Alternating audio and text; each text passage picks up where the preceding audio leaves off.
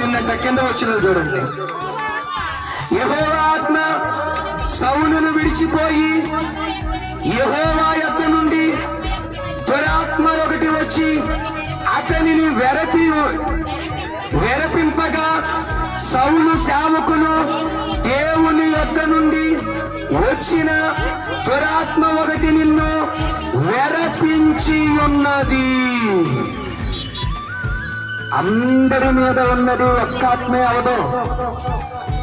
అందరి మీద పరిశుద్ధాత్మే ఉంటదనే భ్రమను ఎట్టి పరిస్థితులలోనూ కలిగి క్రైస్తవులు ఉండకూడదు. ఎందుకనంటే ఏ క్షణమందు దైవాత్మ వస్తుందో, ఏ క్షణమందు దురాత్మ వస్తుందో ఎవరికి తెలియదు.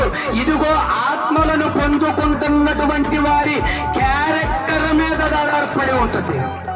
ఎవరిలో పరిశుద్ధాత్మ, ఎవరు పరిశుద్ధంగా ఉంటారో వారి మీద పరిశుద్ధాత్మ, ఎవరు తమ క్యారెక్టర్ ను అపవిత్రపరుచుకుంటారో వారిలోనికి వారికి తెలియకుండానే దురాత్మ వచ్చిన సంగతిని కూడా గ్రహించక మేము ఇంకనూ పరిశుద్ధాత్మతోనే ఉండాము అనే భ్రమలో ఉంటే ఆ భ్రమ కలిగించు దగ్గరికి గనక